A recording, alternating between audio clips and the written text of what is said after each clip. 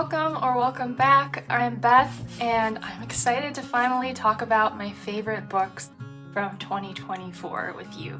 I read 134 books last year, so needless to say, this video took quite a bit of preparation.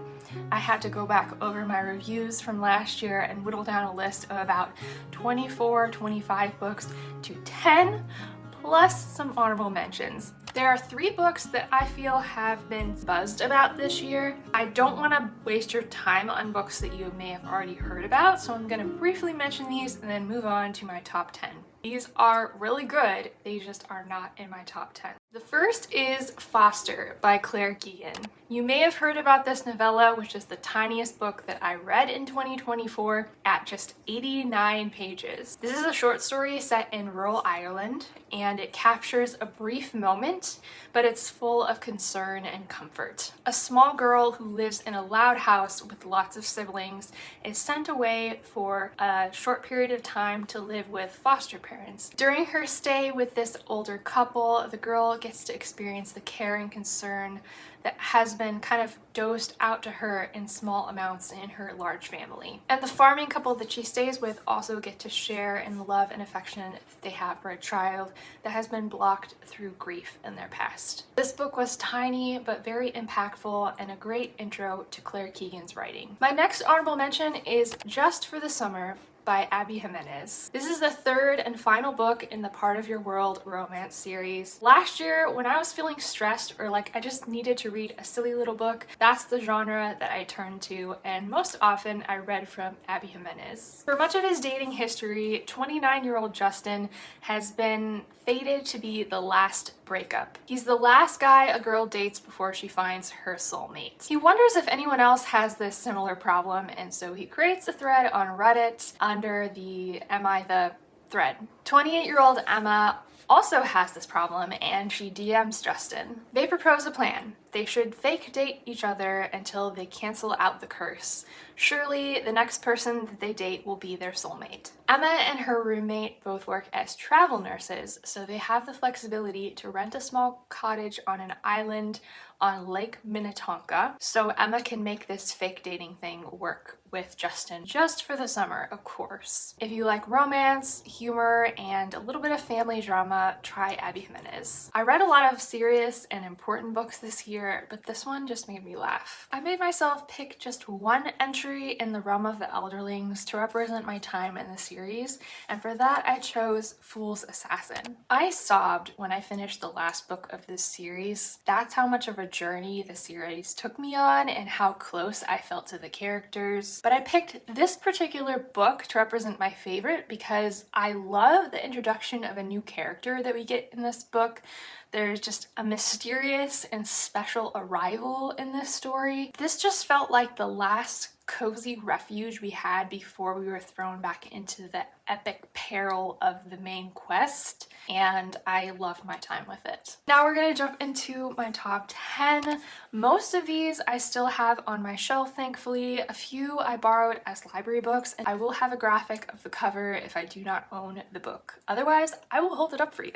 Number 10 is Great Expectations by Charles Dickens. In my reading through Charles Dickens' works, I first started with A Christmas Carol, as I feel many readers do, and I have since read David Copperfield and Hard Times. Great Expectations is probably my favorite of those. Pip is a lovable coming-of-age protagonist who has always looked forward to the day when he would be able to become an apprentice blacksmith for his brother-in-law, Joe. But one day, Pip falls hard and fast for the mysterious Mrs. Havisham's ward, a pretty little girl she's raising in her own image of mistrust and pride. Pip knows he has no future with her unless he could somehow rise above his station and become a gentleman. When Pip is a teenager and embarking on his apprenticeship as a blacksmith, he receives a surprise visit from a lawyer. The lawyer shares that Pip has been endowed with great expectations. He will become a gentleman, and he'll be moved into his own apartment parents in London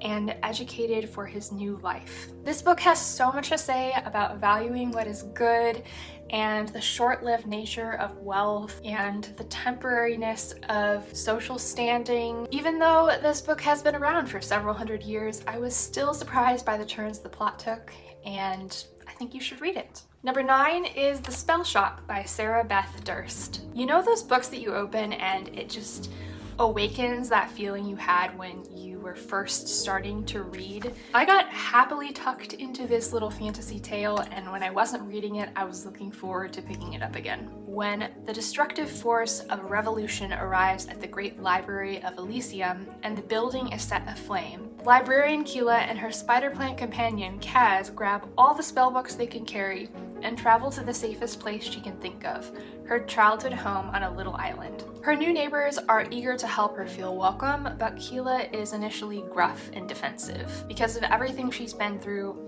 and the magic books that are safely hidden in her cottage. But as she starts to settle in and accept their friendship, she realizes that she can use the spell books to create some helpful magical items that will improve their lives as well. If you want a cozy little story that isn't overkill on the romance side of things and really captures the feeling of playing Stardew Valley, you should give this a read. Another book that surprised and delighted me and made me feel like I wasn't even reading when I was reading it was The Husbands by Holly Gramazio. When 20-something Lauren returns from a late night out, her husband meets her at the door. The problem is she's never been married. When she looks at her photo library on her phone and the decor in her apartment, all her close friends and all evidence confirms that she's been married to this person for years, but she has no memory of it. When she's still trying to figure out what's going on, her husband climbs up the stairs to the attic to change a light bulb, and a different man climbs down. Lauren soon realizes that she can try out different lives by sending men back to the attic, and this magical attic becomes a compulsion to try to find her ideal match. This book is darkly funny and it's very hard to put down, but it also has some things to chew on that are a little bit deeper, which I love. It is having limitless options and scrapping everything and starting over the right answer? Or do we just forget that relationships and contentment grow over time and commitment? Number 7 is Daughter of the Forest by Juliette Marillier. If you're looking for character-focused fantasy with Celtic inspiration and some good slow burn romance,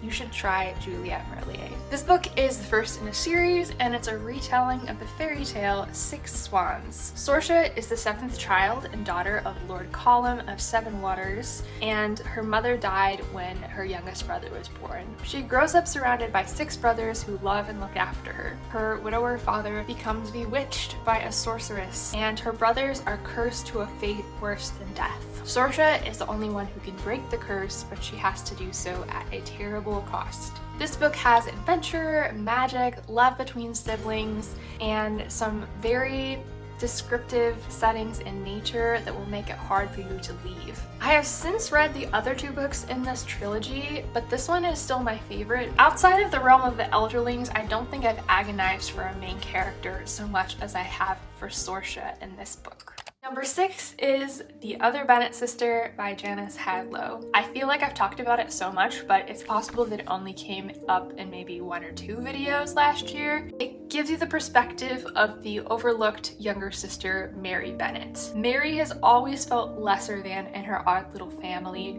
with her beautiful elder sisters, Lizzie and Jane, and her vain and carefree younger sisters, Lydia and the other one. This book follows the events of Jane Austen's original novel, but then we get to time skip a few years into the future. What made this book a favorite for me was the way we get to explore the interior life of Mary Bennet, and we see so much character development in her that is completely absent from the original novel. She just becomes a main character unto herself.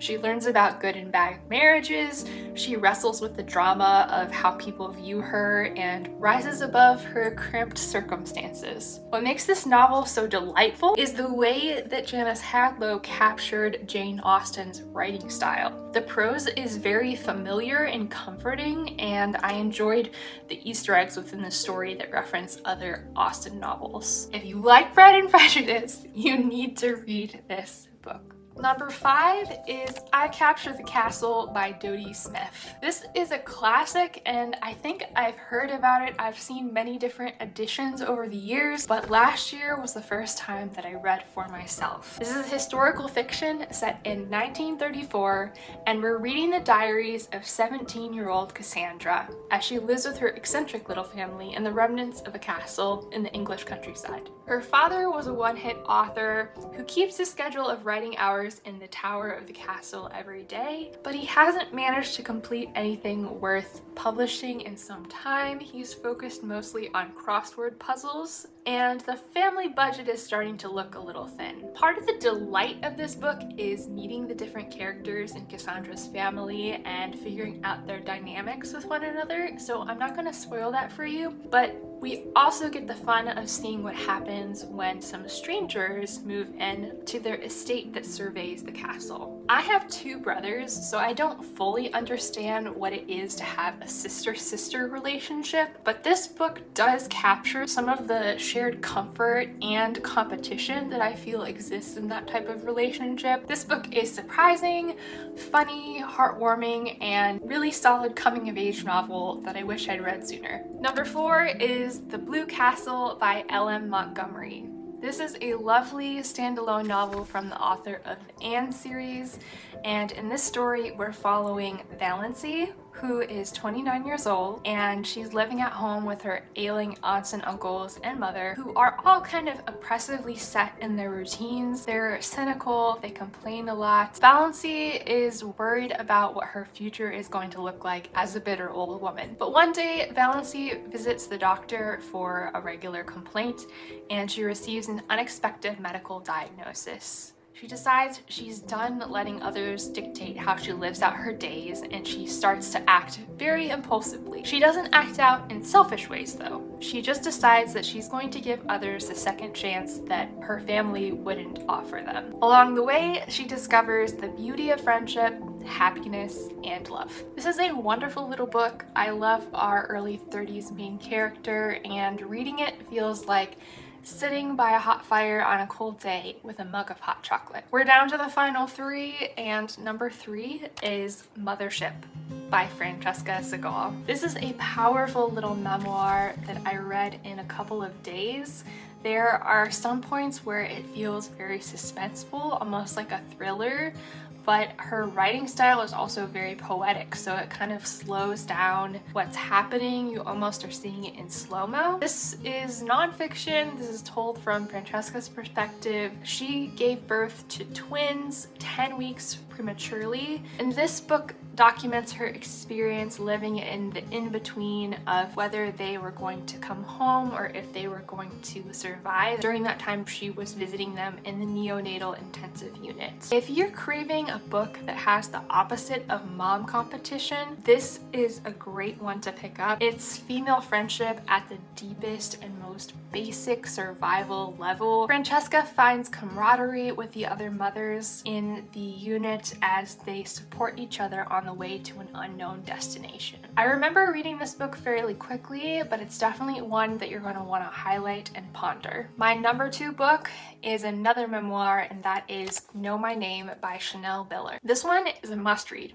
You might be familiar with the name of Stanford student Brock Turner, who was witnessed committing SA on campus. In the legal case that followed, despite the amount of physical evidence, eyewitness testimony, and the fact that her attacker fled the scene, Turner was sentenced to just 6 months in county jail. Her statement led to changes in the California law and a recall of the judge on her case. This memoir was powerful. It's also very frustrating to read. She took that opportunity to maintain her relative safety and anonymity, and instead she used her powerful voice, her amazing gifts as a writer, to bring to light this abuse, and the result of it was very profound. I highly recommend reading it by audiobook, and there's just something special about hearing the power of her own voice in her own voice. Finally, we're down to book number 1. My top favorite book of 2024 was The Dollmakers by Lynn Buchanan. This is a fantasy book that I feel is so underrated and unread. At the time of this recording, it had 1,432 ratings on Goodreads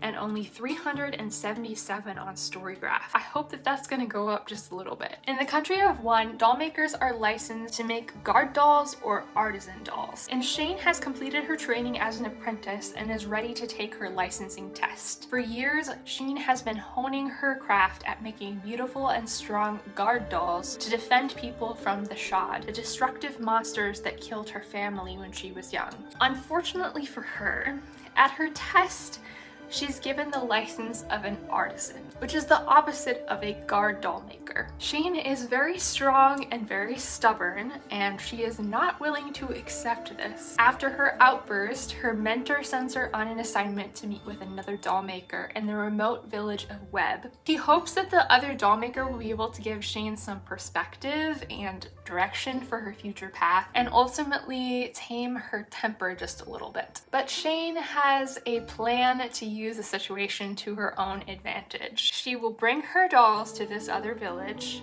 and display to the town that her dolls will be better at defending them than the dolls of their own doll maker, and she's going to steal this person's job. I think this is a unique story in that we're following an unlikable protagonist. As I mentioned, Shane is pretty hot-tempered and prideful, and the other doll maker is a little bit more timid and reluctant to back herself up. So when it comes down to a crisis, they have to form an unlikely friendship and alliance in order to defeat the big bad together. That sounds like a whole lot, but it's very short. If you like Studio Ghibli, if you like books with world building that doesn't take forever to set up, this is perfect for that. It's also a standalone. If you're shy about committing to a whole fantasy series right now, you can just pick this one up and see what you think. So those are all my favorite books from 2024. If you watched this far, I would love to hear from you. What's a favorite book that you read last year? Drop it in the comments below. And if you watched this far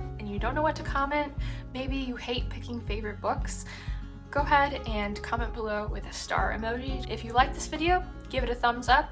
Don't forget to subscribe and click that notification bell if you want to stick around for more content from me. I just hope that you're having a really great start to the 2025 reading year, and in general, I mean, the world is kind of crazy, as it always is in various ways, and I'm just glad that we get to read our silly little books together. So if you're in for more of that, I hope you'll stick around, and I'll see you in another video soon.